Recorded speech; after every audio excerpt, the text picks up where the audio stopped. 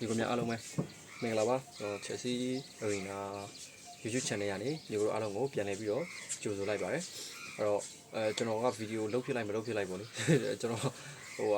်အပြင်းကြီးနေရတယ်ပဲတခါကျရင်ချက်စီရှုံးတဲ့ပွဲတွေဆိုရင်ကျွန်တော်မလုပ်ချင်တာနဲ့ပဲအရှင်းမလုပ်ဖြစ်ဘူးပေါ့လေဟိုကတော့ကျွန်တော်ဒီနေ့ကတော့ဒီ YouTube မှာဗီဒီယိုလေးလုပ်ချင်တဲ့ပေါ်လာလို့ပေါ့လေဒါကျွန်တော်ဗီဒီယိုတင်လိုက်တာဖြစ်ပါတယ်အဲ့တော့ကျွန်တော်ဒီနေ့ဘာအကြောင်းနဲ့ပတ်သက်ပြီးညီကိုတို့နဲ့ဆွေးနွေးသွားမလဲဆိုရင်တော့ကျွန်တော်ချက်စီအခုနီးပြရိုစင်နီယာကိုထုတ်လိုက်ပြီဆိုတာကအကုန်လုံးလည်းသိမှာပါဒီတရင်ရတယ်တော်တော်လေးလည်းဘယ်လိုပြောရမလဲရက်တော့မှတော်တော်လေးကြာပြီပေါ့လေနော်ရက်တစ်ပတ်လောက်တော့ဖြစ်သွားတော့ပြီပေါ့အဲ့တော့ရိုစင်နီယာကိုထုတ်ပြီးတော့ကျွန်တော်တို့မက်ဖာလင်းကင်တယ်မက်ဖာလင်းကင်ပြီးတော့ကျွန်တော်တို့ဒီလီကိုအနိုင်ယူပြီးတော့ FA Cup ကိုfinal ထိရအောင်လို့မက်ဖာလင်းကပို့ပေးထားတယ်ပေါ့လေအဲ့တော့ဒါပေမဲ့မဖာလင်းကတော့ယာယီနီးပြပဲဆိုတော့ညီကိုတို့အကုန်လုံးသိမှာဖြစ်ပါပဲအဲ့တော့ကျွန်တော်တို့ကအခုကကြတော့ချက်စီကနီးပြတဲ့ရှာပုံလို့ဖွင့်နေတယ်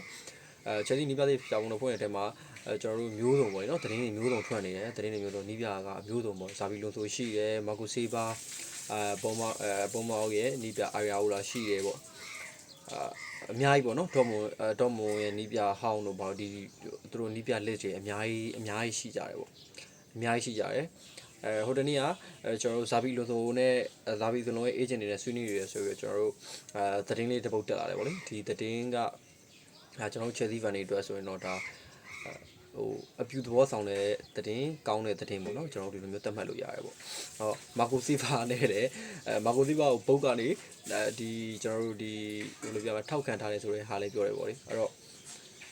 ့ကျွန်တော်အနေနဲ့အဓိကပြောချင်တာတော့ Chelsea ဒီကျွန်တော်တို့လူငယ် project လူငယ်စီမံကိန်းပေါ့နော်ကျွန်တော်တို့ဒီ project ကိုတွားတာဒီကျွန်တော်ဘိုးလေးဝယ်ပြီးတဲ့နောက်ပိုင်းRoman Abramovich sanction ထိပြီးတဲ့နောက်ပိုင်းကနေစပြီးတော့ကျွန်တော်တို့ဘိုးလေး era ဖြစ်လာတယ်ပေါ့နော်ဘိုးလေးတို့ Adbar လေးတို့ရဲ့ era ပေါ့ blue ကိုပေါ့သူတို့ရဲ့ဒီတွားကြတယ်ပေါ့နော်သူတို့ရဲ့ kit တစ်ခုကိုသူတို့ထူထောင်တယ်ကျွန်တော်တို့Ibrahimovic လက်ထက်ကကစားသမားတွေရောဒီနီးပြအဖွဲ့ဝင်ပိုင်းတွေအတင်းရဲ့ဒီဝန်ထမ်းပိုင်းတွေကိုတော်တော်များများကိုသူတို့အနေနဲ့ဘ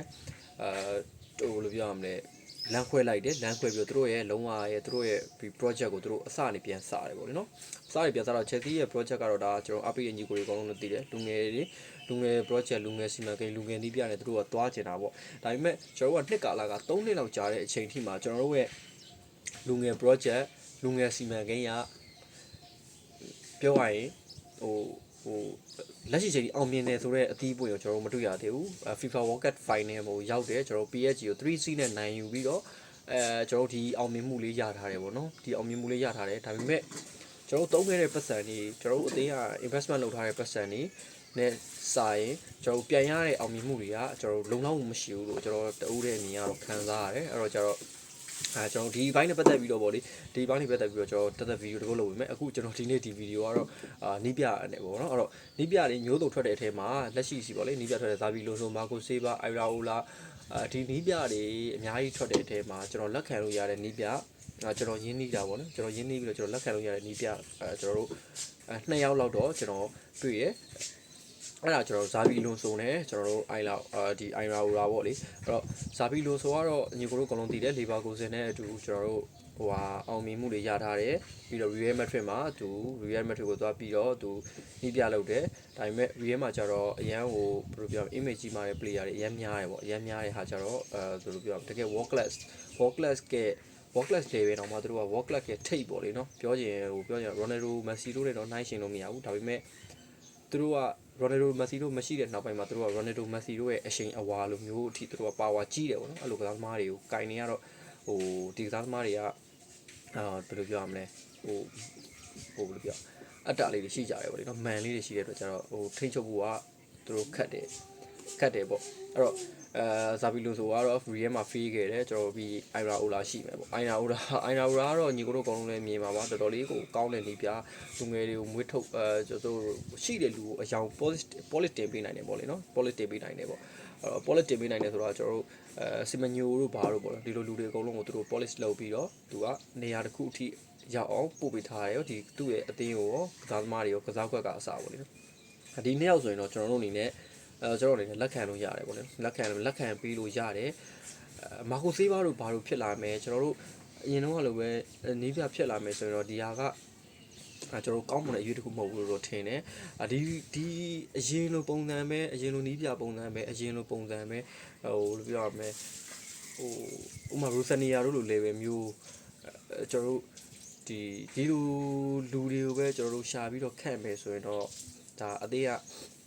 ကျွန်တော်မှားတဲ့လမ်းကိုဆက်လျှောက်မိတယ်လို့ပဲကျွန်တော်မြင်တယ်ကျွန်တော်မြင်ဆိုရင်တော့ manager ကိုကျွန်တော်အနေနဲ့ဒီလက်ရှိမှာကစားသမားတွေကိုလည်းထိန်းချောင်းနိုင်မယ်နည်းပြတက်မဲ့နိုင်မယ်နည်းပြဩဇာအာဏာလွှမ်းမိုးနိုင်မယ်နည်းပြ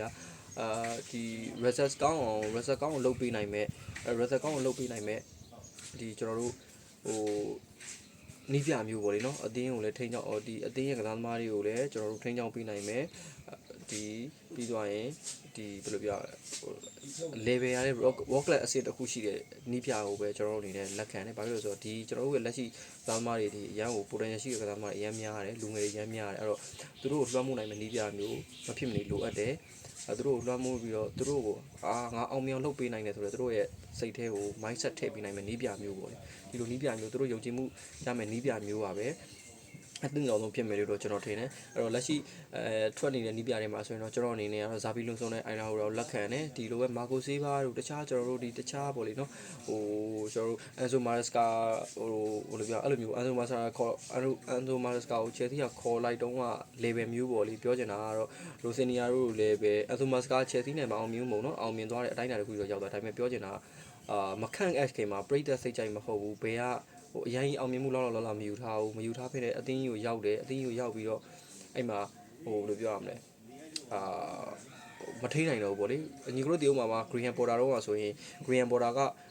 Brighton နဲ့တော်တော်လေးကိုလုတ်ပြနိုင်ခဲ့တဲ့နီးပြမျိုး Anzo Maresca ထက်လည်းအဲ့တုန်းကသူ့ရဲ့ level က Anzo Maresca ထက်လည်းမြင့်တယ် Rosalia နဲ့ဆိုရင်ပိုဆိုးတာပေါ့နော် Premier League မှာဟိုလုတ်ပြခဲ့တာလုတ်ပြပြီးတော့ Brighton ကိုအစ်စ်တစ်ခုတင်ပေးခဲ့တဲ့ကစားသမားတွေကိုလည်း polish လုပ်ပြီးခဲ့တယ်ဒါပေမဲ့ကျွန်တော်တို့ Chelsea ကိုရောက်သွားတယ်အောင်မြင်မှုမရခဲ့ဘူးအဲ့တော့ကျတော့